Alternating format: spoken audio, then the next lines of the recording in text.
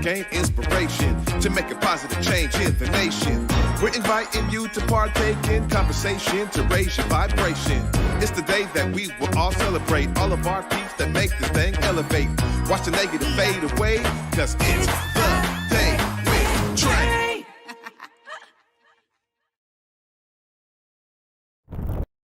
Grand evening, everyone. Welcome to the Day with Trae, an evening special once again. And I am so excited, y'all, because it is definitely a special evening. I got Nefer the first in the building, in the Black Media Matters studios with me right now. And I'm so excited that he's taken some time out of his busy schedule while he's here in the Pacific Northwest to join me to really share some history with all of you about his life's work, what got him into it, what keeps him into it, and what he's looking forward to in the future. So please join me in welcoming Nefer the first. Hetapu. Oh, thank you. How are you doing there? Great. It's so great to be with you this evening. And I just want to thank you, like I just shared with the audience there. This is really special for me because your teachings have really changed my life in such a powerful way. And I think I got to interview you not too long ago, just last year, and we got to talk a bit about how your work is now coming out into the public. So I wanted to kind of take a step back and let people understand your story from the beginning and some of those important nodes of the beginnings that got you to bring back these ancient Kamitic teachings. Yes. First of all, thank you for having me. And that's an important question because it makes me look back at things that go back all the way to my childhood. You know, my grandfather was a dental surgeon, and he was losing his sight. And he used to have me read for him. I was like 6 years old then, because I was a very good reader. So he would have me read books in philosophy, Plato and Aristotle. He couldn't read them. I didn't know what the heck I was reading about, but I got the words good. But you know, along the way, some of the snippets stuck, as little statements, and he would explain things to me. You know, he was a great influence in my life, my grandfather. And it became so impactful that he had a book on his bookshelf, you know, the spiritual exercises of Loyola and things of that nature, and an imitation of Christ, I believe by Kempis, whatever. And I was 6, 7 years old when I read those books, and I began to say, I'm going to imitate Christ. And I did it for about 2 days. Till I went on to the idea of imitating some other author or some other character or whatever phase I went through. And so that when I got into the 7th grade, which was like a rite of passage from the 6th grade, moving to the 7th grade, the big boys now, right? We learned how to use the library. So I went to the library as instructed, and I picked out a book that dealt with egotism. And I came across, you know, on the ideas of, you know, egocentricity, ulterior egoism, you know, and altruistic egoism. So I wrote a paper on that, and the teacher was so caught up in that and read it to the other teachers and so forth. And so they made me a member of the Panamanian students' body. I was the youngest one. So I used to attend, you know, every Friday they had discussions about, sociology, and because these were the people in Panama, the men and the women who became eventually senators and presidents. So this is really got that training. So I would sit in and, you know, take part in these discussions and so on. But these were like seedings, you know, I was being seeded with ideas that later on would take fruit in my life. So moving forward, there's a period where nothing else but what happens with kids happened. And I found myself one day in a repertory school theater by Imam Baraka. It was called Leroy Jones also in those days. He set up a school where he was teaching poetry and playwriting and things of that nature. And I was teaching piano, in the school, giving back to the community. I was a piano major at Maat College of Music. I was supposed to be a concert artist, concert pianist. So I went to teach piano, and I came across Sun Ra. He said, you ever write music? I said, well, yeah, I write music because I was a music theorist as well in school. And he said, well, I use the I Ching when I write my music. I said, I Ching, what is that? So he wrote it down on a piece of paper. He said, go to the bookstore and buy yourself a copy of the book, on the I Ching. And I said, he wrote music with I Ching. So I ran downtown to get a copy of the book, thinking that I would be some music theory or something. And it turned out to be something called an oracle. Like, okay, what is that? So I read the book, read through it, and I was fascinated with the concept. And then the thought popped into my mind. I'm very used to, thoughts popping into your mind, distinguishing it from what I think. Mm-hmm.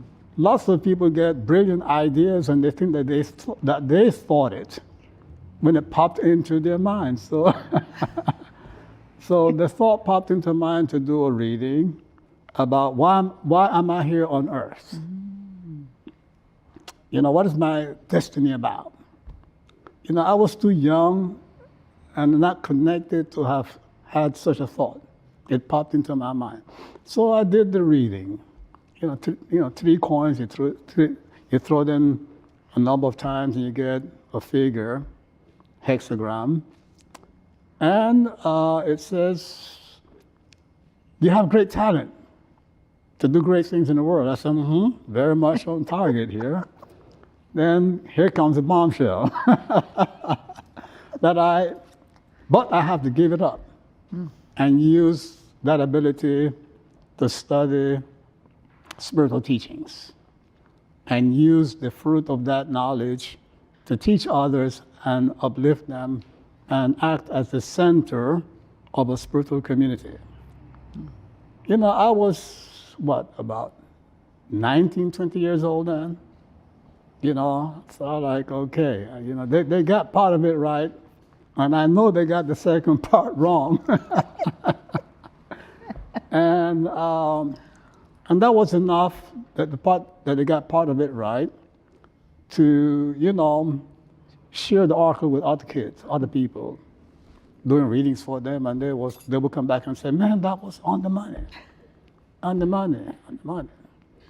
And I said, I'm giving readings for people, and they are being helped by it. How come I'm not following the reading that I got? So I struggled with it for many years, doing readings, people coming back and talking about how great the experience was and how it's impacting their lives. And I then one person said, it's like it's a message from God. And I said, yeah, it's a message from God. I said, now why did I think that? Or what that thought popped into my mind? And then one day I had a eureka moment. God is the one that's telling me to give the music up. How can I fight that? So I gave up the music and began to study more spiritual things on my own, astrology, and different books, by Blavatsky and the Theosophists and yoga books and, the whole, trip that people take, on their journey to spiritual development. And I met a lady vegan restaurant, vegetarian restaurant, brownies in Manhattan. Sat next to her, and she was an astrologer, black lady, astrologer. And since I was studying astrology also, we connected and began to talk about astrology. And she said that she was supposed to give a lecture on astrology at the Rosicrucian Center in Harlem in a few days, but she was glad that she met me because she wasn't going to be able to attend. And she said, "Would you seem to know quite a lot, would you, give the lecture for me?" So I said, "Sure, why not?"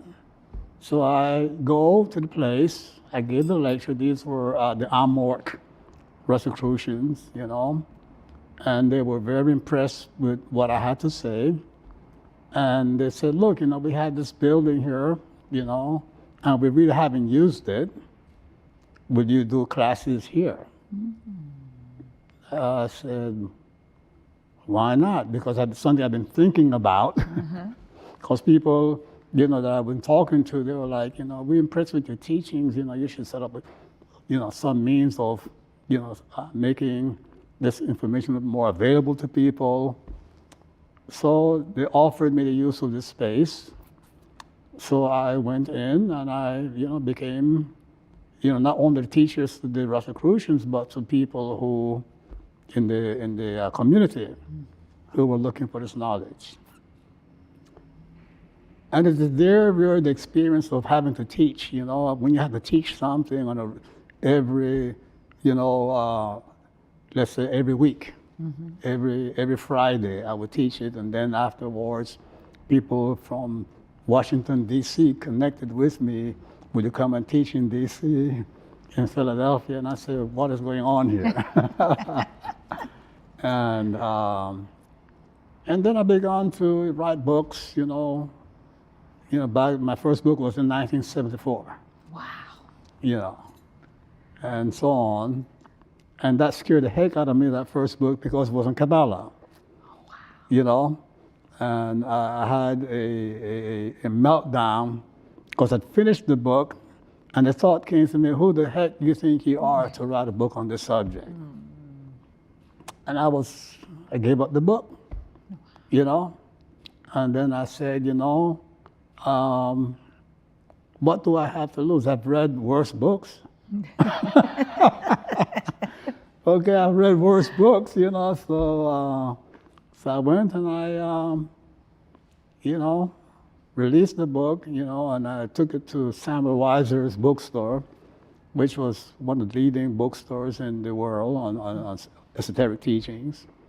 They were impressed by it. They helped to distribute the book for me, and so on, and helped me connect with other, printers and publishers and so forth. And that's how I got my professional start. Well, this is so in depth, like I've heard pieces of this story, but to hear it in that length and depth, it really adds a new element to my understanding of this journey that you've been on this entire time. And then many folks know, okay, you wrote your first one in 1974 about the Kabbalah, and then it's like you brought forth these ancient teachings with your series of the meduna tear. And so I had been hearing about the meduna tear for probably 7 years before I met you in 2019, right here in Seattle, when you came here for the Ancestral Healing Conference then. And I remember I was there to take photographs of you speaking at Black Dot, one of our cultural hubs here in the Central District. And I was taking photos, and you said something that really, it made me put my camera down when you started talking about how smoking weed blocks the prefrontal cortex. And I was like, what is he talking about? Like, let me learn while I'm in this space. And I bought the Meduna Tear Volume 1 that day, and I now have all of the volumes that are out. And I want to talk about that journey because it really has been, so many people have described it as almost like the Black Bible. it is such a amazing body of work that after that first book you wrote, tell us about that journey to really start bringing these ancient teachings back through the Meduna volume series. Yeah, I wrote a number of books from 1974 on. You know, my first book, The Realization of Meduna, was on the Kabbalah, explaining the Tree of Life. And then I wrote a book on the ageless wisdom of the Taoists, Vedantins, and Kabbalists. You know, I had studied the Tibetan yoga and some Taoist works and so forth, and I saw the connection. You know, how they connected the ideas and so forth. And I also, of course, you know, I was also very fascinated with African spirituality, the Yoruba culture and the account. You know, I was an avid reader, you know, and I came across, you know, a publication of the Ifa Oracle, and I did a reading, and I got a reading telling me that I was born worshiping Ifa, you know, who was the oracle, the Yoruba oracle, and I had done, you know, some readings for other people, and I was never initiated into Ifa or whatever. But, you know, the book was there, and I had experience with the I Ching. So I did the reading with the Ifa Oracle for friends, and again, they were coming back and said, you know, Brother Ra, you know, book was on point, that reading was on point. And I said, well, should I take serious this thing about, you know, being born worshiping Ifa, you know, which is the God of wisdom and oracle, you know? And along the way, something very interesting happened. You know, we have these monthly rituals that we do for each of the Neteru, the faculties of the spirit. The Neteru are called gods or goddesses and demigods or whatever, which are not, those are, you know, gods and goddesses, those are Western constructs that people get wrong and therefore don't understand African spirituality. You feel that? You're looking, you know, for something where it is not, you know. So, you know, in the month of Auset, we had an Auset full moon ritual. Auset is what the Greeks call Isis. So we had an Auset full moon ritual, and the energy was so strong that when I went home, I was still in trance with that energy. And I stayed in trance for about 11 hours. Yes. And what I did in that time was I began to write down, you know, draw the figures of all the 11 faculties of the spirit in the Kamitic, you know, iconography. You see that?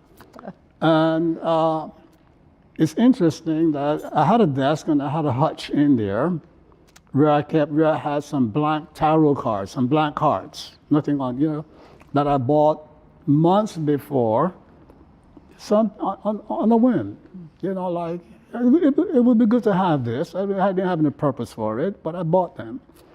Then I had a set of 24 coloring, you know, pens that I bought at the Woolworth store for the kids. And it stayed in my hutch for months, never gave it to the kids. So here I'm in trance now drawing, you know, the figure of Ausar and Amen, you know, and all the different Neteru, you know, and then coloring them and so on. You know, with the blank cards and this pen that, you know, I bought for no reason, okay? And, you know, and at some point I felt, okay, you know, it's complete. You know, I have the different Neteru there, also all the ancestors and the Kenemet and, you know, Wajet and so forth. And I did a reading. Who sent you? You know, it says, you know, Maat. You know, Maat sent this oracle to save the earth. You see that? I said, why me? Why me? And I got Maat again, Hotep again. So I said, okay, let's do this. So I created templates from my drawing, and I gave it to the priests and members, the priests, the young priesthoods that I put together. And I said, I want you all to get the cards, the blank cards, and draw your own cards, okay? And do readings according to some instructions I gave them. And they tested the oracles for 5 years. And they said the answers are on the money. All the prescriptions were accurate and, actionable and, quite helpful in their lives. You see that? Mm. And so along with working with the oracles, Meduna Trae Volume 1 began to form itself. Mm. The meditation, the head count, the mantras, and things of that nature. So by 1990, the oracles came in 1985. That's when I went into this trance. And by 1990, Meduna Trae Volume 1 was finished. So I published it, distributed it, and of course it was a big hit from the very beginning. And since 1990 to the present, I would think over 1 million people have received readings, and everyone, testified that it's been very helpful to their lives. Oh my goodness. You see that? Wow. So I consider that and the laws the center of the spiritual teachings that I've given to the world.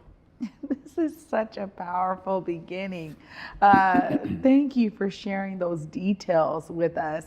Y'all, this is what I'm talking about here. I told you it was going to be special and powerful. We're going to take a short break, but of course, we're going to continue learning more about this amazing spiritual journey with Ra'u Nefer Amen the First right after this short break. Stay tuned. You're watching The Day with Trae, an evening special.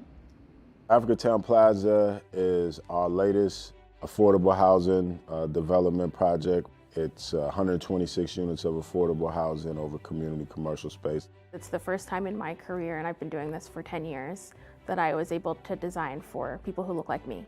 Africatown Plaza is a beacon of hope. Africatown Plaza is a love letter to the community.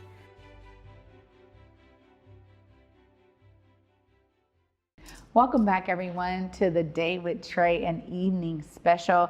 So special of a time with Ra'u Nefer Amen the First, where we got a very detailed version of the beginnings of bringing back these ancient Kamitic teachings for the world. Welcome back. This has been fantastic to hear all of those details. And over the course of time, obviously, as the Meduna Trae Volume 1 struck a chord with so many globally, then you realize there was a need to continue that series into now 7 different volumes. But you also really, as you were talking about, you had, some folks that were in this priesthood. You were starting to really cultivate these teachings with folks around the world. Tell us about the growth of Ausar Auset Society. As folks said, I need these teachings in my life. I want to live by these teachings and these practices. Yes. In 1973, that's when we started Ausar Auset, this building that was offered to us to use by the Rosicrucians.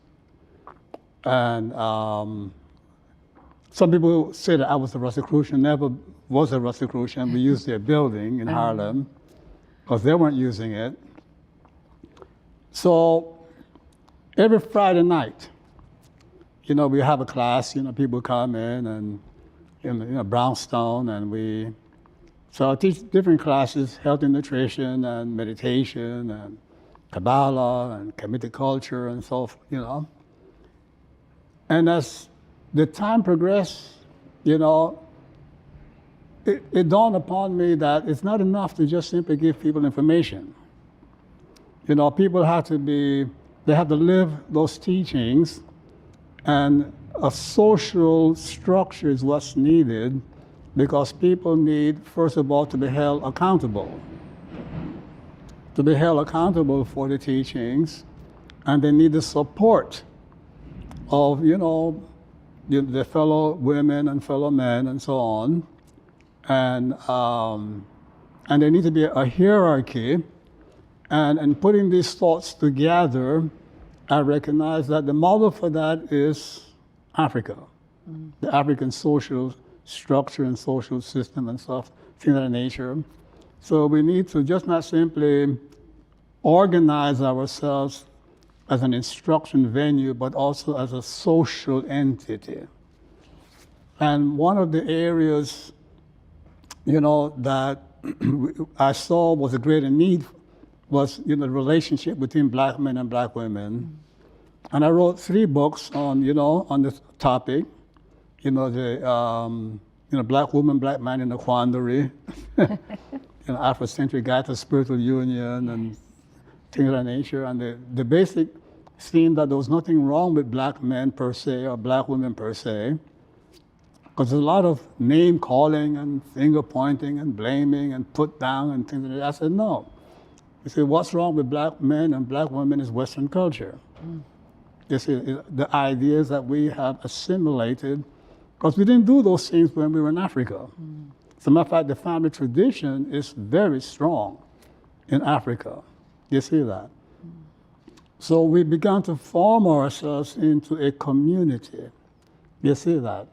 And then you recognize a need for, a priesthood. You see that? And so, people who would take it upon themselves to put in extra studying, because not everybody's going to study. People want this teaching, but not so much of it, and so forth. So we put a priesthood together, and in doing so, when you begin to teach, you begin to realize that it's just not simply your cultural area, because every group in this world have contributed to the spiritualization of the world, you see. The Taoists from ancient China, the Kabbalists from ancient, Judea, okay? The Kamitic people, the Yoruba, the Akan, the Western community psychology and things of that nature. So, so I realized that, we need to go to every culture, you see, and pick what works and reject what is false.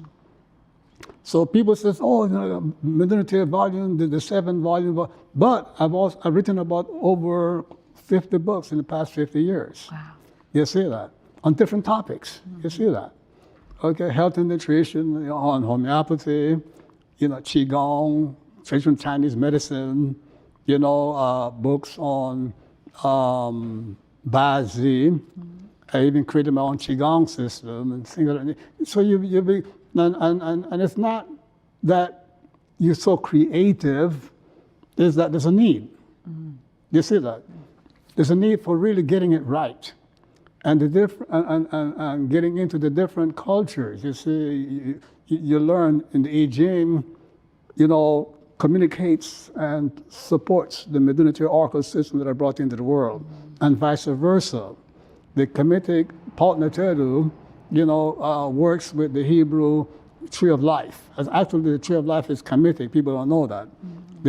Once you get the inner keys of the Kabbalah and Kamitic culture, you find the tree of life is nothing else but a projection of the zodiac of Dendera and things of that nature, you see. So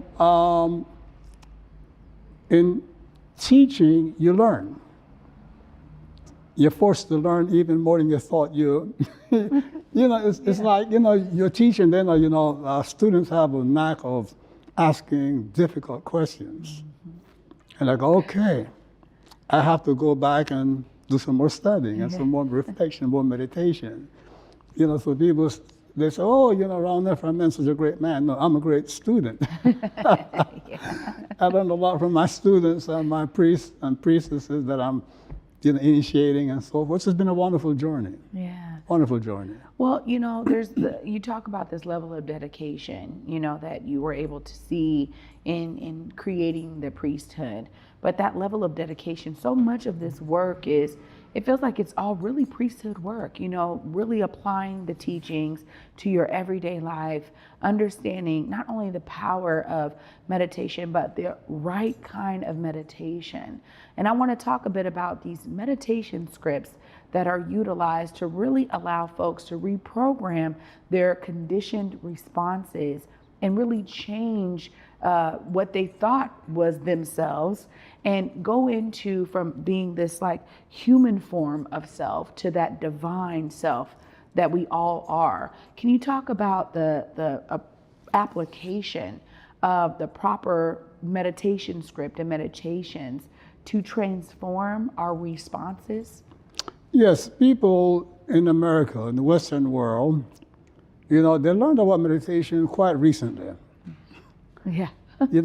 African people, Chinese, and all the Japanese, they've been meditating for millennia. Mm-hmm. And when you get into the ancient teaching, you find that meditation was always done with a script.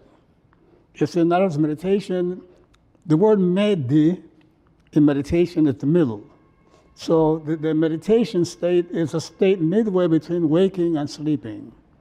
You see that? And you get the ability to connect the will to the subconscious. You see that? Because you're in between the two. So that way now, the height of receptivity of the subconscious can now be directed by the will. Because usually the will goes to sleep when you go to sleep. Mm-hmm. So if you can stay awake, if you can keep your will awake when your subconscious comes to the foreground, you see that?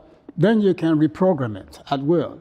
And that's the basics, the essence of the power of meditation. But you have to have a script. Mm. That script, we all give ourselves narratives that shape our self-image, our self-identity, you see? And these are thoughts that drift in, telling you how to respond to this when it happens again, and this is what you're going to say, and an image of how you're going to act. And you keep reinforcing this human, self-image. The human in man is the worst thing in the universe. Mm. You see that? People says, I couldn't help it. The preacher who abused the little girl, the little boy, I couldn't help it. I'm only human. Forgive me, please. So, the human is the is the part of you that you see is a repository of your whole evolutionary inheritance. Mm. All of that brain programming, going back to the Jurassic age and before that, and mammalian age, and things of that nature, all the animals and so forth, you inherit, those behaviors, those propensities, because, human behavior is tied in with the vital functions. So you cannot lose the anger and the fear, but all of these manifestations don't fit into the human social order. Mm-hmm. You see that? When you're confronted with a threat, you see, you're being prepped for physical action, to fight or to flee or whatever. Those things don't help, man. They don't help mankind. You're faced with the threat of loss because, you lost your home, can't keep up with the mortgage. So then the wife fights with the husband, but those are situations that are calling for a different response, a spiritual response. Mm-hmm. Different part of the brain. The new part of the brain, the prefrontal lobe, has not yet been fully, developed in mankind yet. Mm. You see that? Mm-hmm. And it is responsible for the higher behavior, So what mankind needs is not more information. What mankind needs is more development of the prefrontal lobe. You see that? Mm. To carry out this behavior. And once you can translate, contemporary psychology to ancient teachings, because they use a different language, a different way of relating these things. It's like the prefrontal lobe in ancient Egypt was called the kenti. Mm. And the kenti You know, it's when you study it perfectly, you find that it represents the prefrontal lobe, source of, you know, all the higher behavior and focus and planning and, you know, the best that we can see in man. You see that? You know, in ancient Egypt, the highest ideal in life was to become a divine being. Not to stay human, but become a divine being. And men and women who attained to that position were called an Ausar. You know, when you study the Ausar, you find that it is the model, you see that, of the ideal man or woman, you know, which is imbued with divine abilities. You see? So these were the teachings that we use from ancient Egypt to build this society we call Ausar Auset, which is now 50 years. You see that? But it's just not simply the product of the meduna here. You see that? Once we say that the Ausar, the Kamitic, ties into the prefrontal lobe, then now we are going to borrow and benefit from Western psychobiology. You see that we're going to benefit from Taoist teachings of ancient, you know, China. We're going to benefit from you go to the Yoruba, they call it the Ori. You see that? And they said the Ori is more powerful of all the Orishas, even more powerful than Obatala and so on. You see? So once people who want to be spiritual teachers and good spiritual students, once they learn that they have to, you know, embrace all the different spiritual cultures in the world. You see, there's a story in ancient, you know, Kemet that Ausar, which symbolizes the divine man, divine woman, he was killed and his body dismembered into 14 pieces, and the parts were thrown into different parts of the world.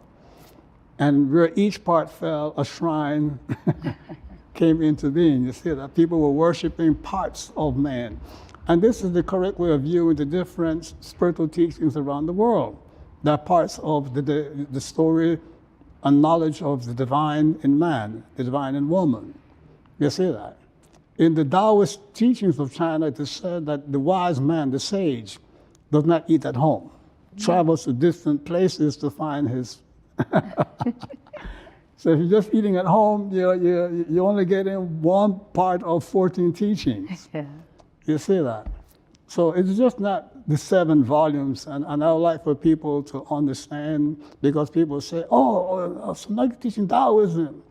Yes, because you see, you know, the truth is spread around the world because God foresaw that this egotism in man will destroy the world. You know, there's more than enough resources to share. Yet people are ready to blow up the whole world just to, what they're going to do? I mean, how much of this earth can Russia have, can the United States have? Yeah. They can't, it's like, you know, you have $2 billion, you cannot eat more that day than me with my $10. Right. I don't care if you're wearing a $1,000 shirt, it's not going to protect you any more than my $10 shirt. So people had this thing, you know, that, and God saw that, and to force man to go around the world and respect his fellow woman and fellow man, to recover the knowledge. You see that will save us and elevate us. It requires for us to see the God in each one of us. Wow. You see that spread all over the world. And that's why when you check my library, you find I've written books in all different cultures. That was, you know, and it's the synthesis of these teachings that is in those volumes, make me understand those volumes. Wow. So it's so powerful to understand how God's wisdom and knowledge was spread all over the world, and how, you know, you really worked to make sure that people understand that wholeness. When I think about the law of Ausar, that oneness, right? That oneness with all is so key. You know, before we go to break, I just want to ask about some of those peak moments throughout the growth of Ausar Auset Society where you realize, okay, no, people are actually receiving and responding to these teachings all over the world, because Ausar Auset is all over the world. And celebrating 50 years is a huge milestone. And I just want to hear from you some of those peak moments when you really maybe sat back and realized, oh, these teachings are doing what they were intended to do by getting folks all over the world to embrace them, to live them, to understand the importance of these practices in their lives. Well, you know, people, first of all, you have to recognize that on their own, people recognize the need for spiritual guidance and instruction and so forth. People are recognizing that the Western model of civilization, but that's not just the Western, the model of civilization from all cultures, Western, Eastern, African, whatever, you know, is short. It's falling short. People recognize that, then they're recognizing the need for more, for something more, something's going to give them more. You see that, something that is just that connects theory and teachings to action and reality. And this is what I've been blessed to be able to do with my teachings and my books and things of that nature, so that when people around the world, you know, discover my books, you know, actual legitimate books are plagiarizing, parroting. My books are the most parroted books in the world. Wow. PDF copies and things of that nature and so on. But people get back to us, they find us somehow. You know, we get emails from people in Alaska, in the Seychelles Islands, and, you know, all over. You know, I came across your book, you know, this book, and they want to know, how can I get more? And the blessing, of course, is the internet. You know, has its dark side and its light side. So that has helped to spread, you know, these teachings. Well, beautiful. I'm so glad that we're diving in deep today.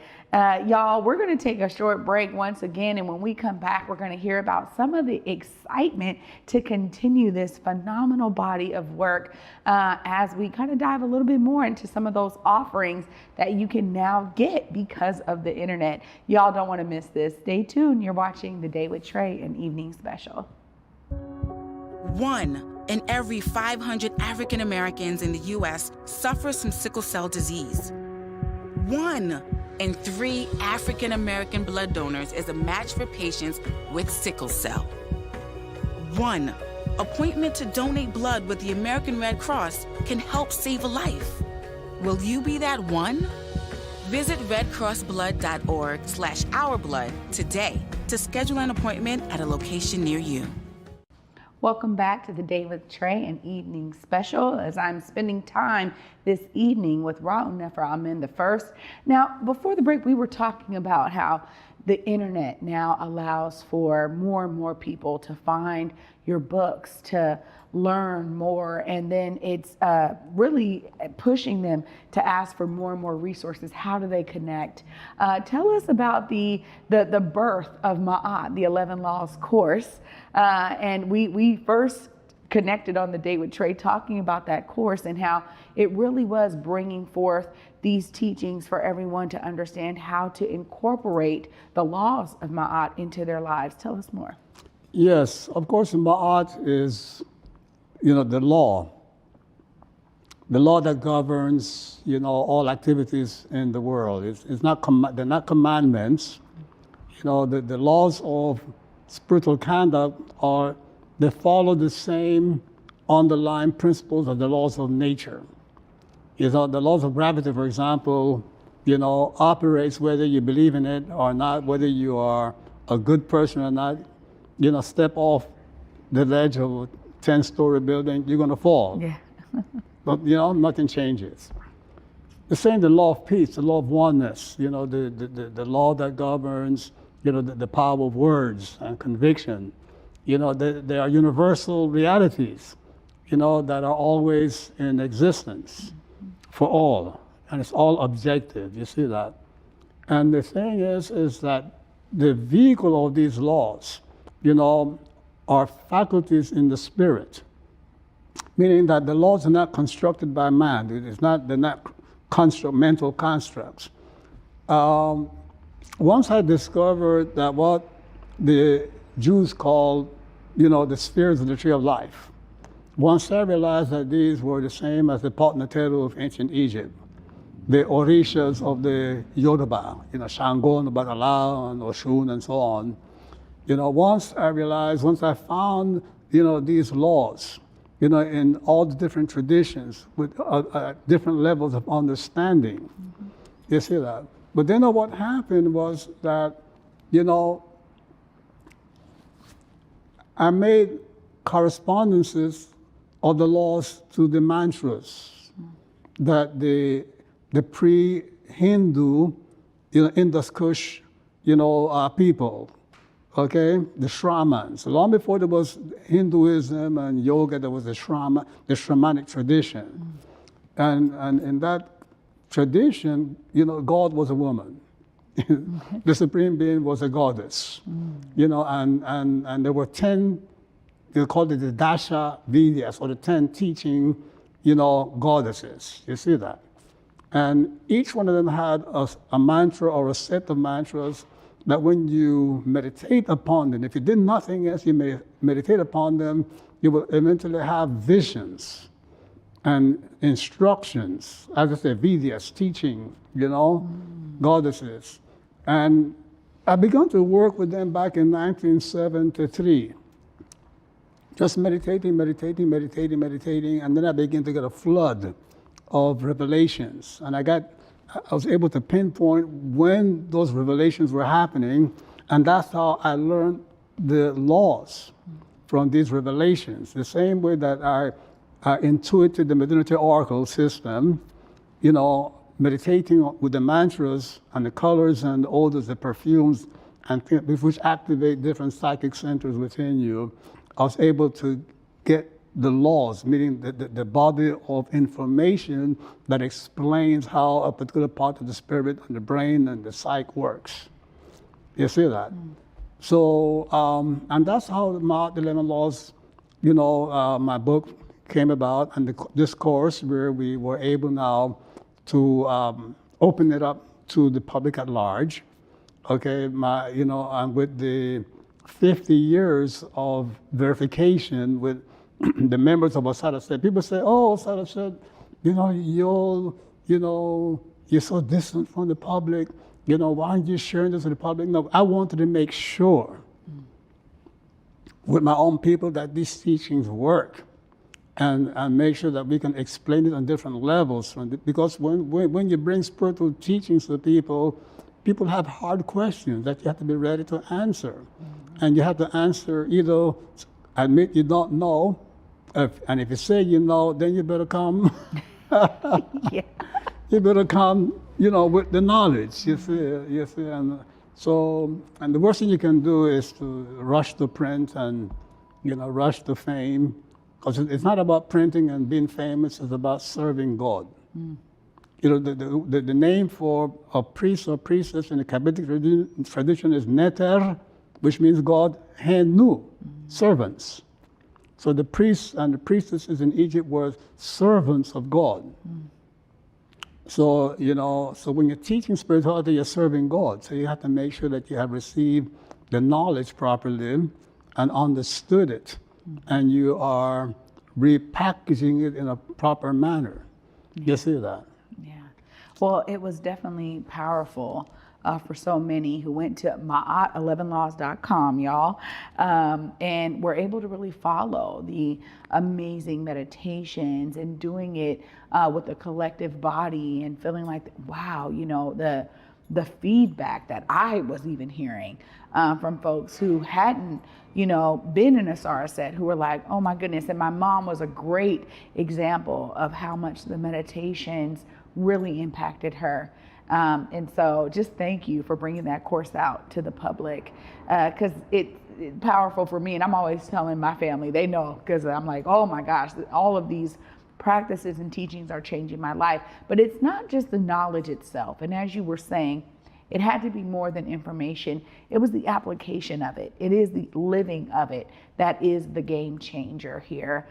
So not only do you have Maat 11 Laws.com, you also have KamiticLegacy.com now, where people can learn more about how to tap in to these teachings and how to find their way as they're trying to navigate their spiritual development. Tell us more about KamiticLegacy.com. Yes, Kamitic Legacy is my latest, website. And that's where we are now putting up our books and courses and so forth. It's not fully yet populated. So if you visit it, make sure you connect with us, send us an email, info@KamiticLegacy.com. And in a couple of weeks, it will be fully populated. And it's going to be KamiticLegacy.net, which is going to be an affiliate where we will make the effort to remunerate people for, the efforts of bringing this information to others and so on, Well, that's special. That's a great thing for folks to not only share the teachings, but be a part of something larger than themselves. That's correct. Yeah. But they're going to do that anyhow. Yeah. You see that? That's right, because it works. It's just like being excited about anything that's really working in your life and how you want everyone to experience that. I know that's, something that I have really shared ever since I started to really experience the benefits of it. It was mind-blowing and life-changing. We're winding down on the winter solstice work, and I want to talk a bit about the winter solstice meditation. This year, you have extended it through March, and I just wanted to talk a little bit about this because some folks out there may understand the powerful connection between the seasons that we're in when it comes to the spring equinox, winter solstice, or fall equinox, summer solstice. Tell us more about those powerful times and what it means to spiritual development. Yes, the dates that we refer to as the equinoctial dates, the equinox and the solstices, they're the beginning of a phase.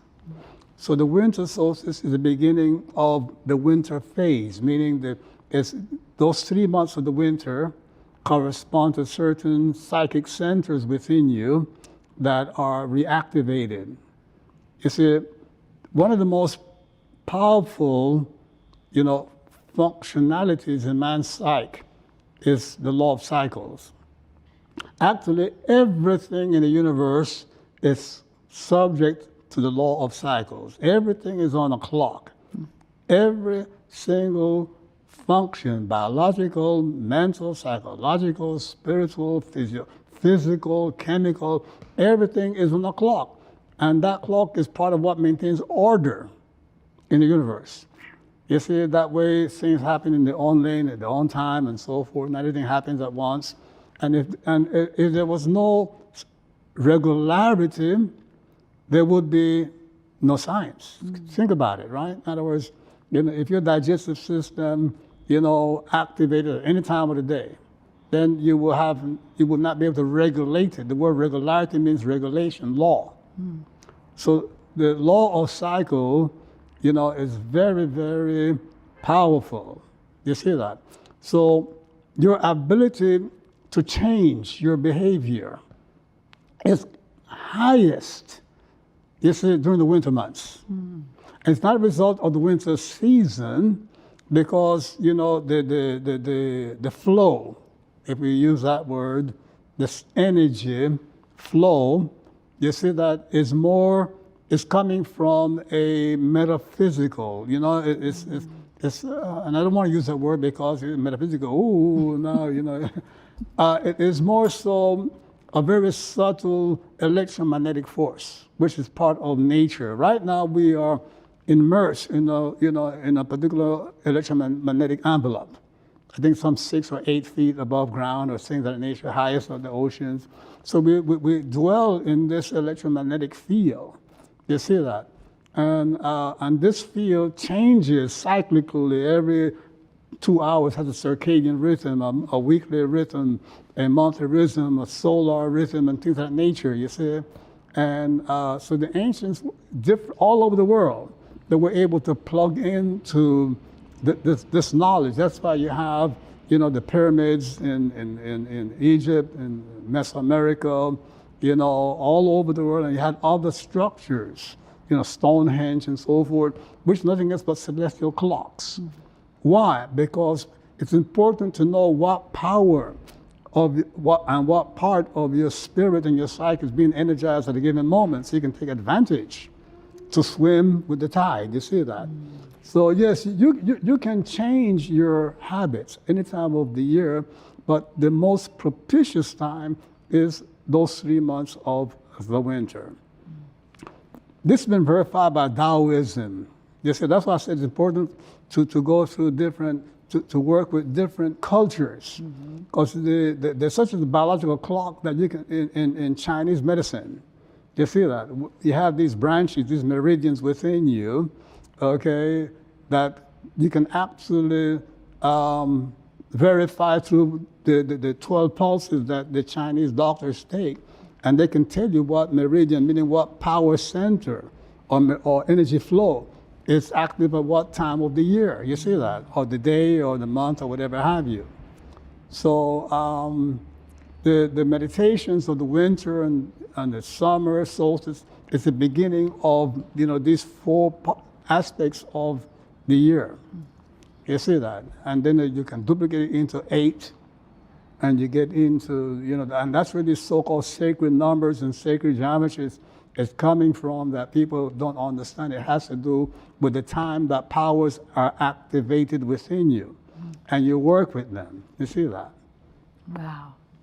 This is, something that I think a lot of people have, either through other teachings, they've just been, like afraid of, so to speak, right? Like the power that comes from that. And really what you are really teaching is the embracing of all of this understanding and how to utilize it for your benefit and really for your spiritual growth and development, which is, something that is so needed in the world today. Before I let you go this evening, I just want to ask, what are some of those things that you're really excited about as the spiritual teachings develop and, reach more people, the future of Ausar Auset Society? What are some of those things that you're really looking forward to as time goes on? Well, our mission, Ausar Auset has a mission, has a vision. Our vision, okay, which is more practical than the mission. Our vision is, to see a world that is embracing, more spirituality, whether it is, and it doesn't have to be Kamitic, and it shouldn't be Kamitic. You see that? So, in my teachings, I help people to understand the truths about, let's say, Taoism. So Taoism is it's a work in progress. Kamitic spirituality is a work in progress. Hinduism is these are all work in progress. And when you study all of them without any biases and prejudices, you're able to extract the essence and see how they work together, how they teach each other. So, my mission here, my expectation is to be able to help the people in the different traditions better understand the tradition and see other traditions in their tradition, because that's what you need to contribute to, people respecting each other and appreciating each other. You see that? I have very good relationship with Chinese people. I go to Chinatown, and they're wondering how come this black man knows I Ching so much and Qigong so much, and when he buys the dates, he buys the small jujube dates instead of the big one. He knows it better. So my hope is to bring the different traditions together. Wow. Ra'u Nefer the First, I cannot thank you enough for spending the evening with me and diving into your own personal story and why you have found it so important to bring these teachings out to the world. And beautiful vision for the future. Thank you so much for being with me Thank today. you so much for having me. Absolutely. Y'all, this is exactly what the Day with Trae, these evening specials are about. We want to do deeper dives where we can bring folks like Nefer Nefer to the forefront for all of you. You know, hearing from him, I'm even more inspired than I was as I've been following these teachings for the last almost 5 years. And I can tell you that I have experienced a monumental set of benefits, not only for me, but for those around me, because so much of this is about really elevating those around you. And it starts with my family. And for so many of you, you probably have similar stories about how the work that you're doing is permeating through your family, through your friends, through your circle of influence.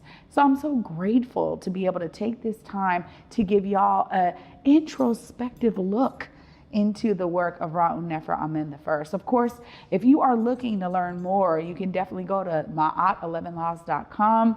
As he said, you can go to KamiticLegacy.com. As it's building, you'll be seeing more resources there soon. And if you're looking forward to connecting, please email, that email right there on KamiticLegacy.com and connect. If you're like, oh, what is the next course? I need to be there, or I'm trying to figure this out. Please reach out. This is really, as he just shared with us, this is about all of you finding your own pathways for your spiritual development. This is something that is such a beacon in terms of spiritual growth. I hope you all got something powerful from this tonight. I know for me, I'm so inspired.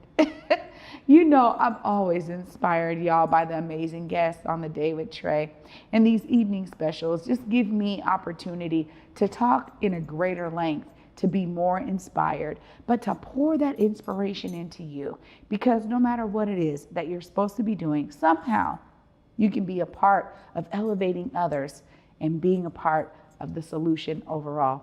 Thank y'all so much for watching tonight. Good night.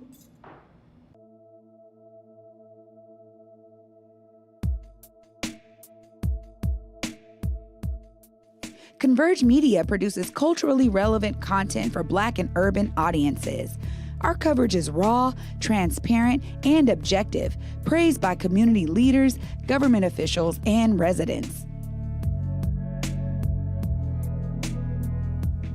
Support Converge Media today via Venmo, Cash App, or PayPal at Converge Media.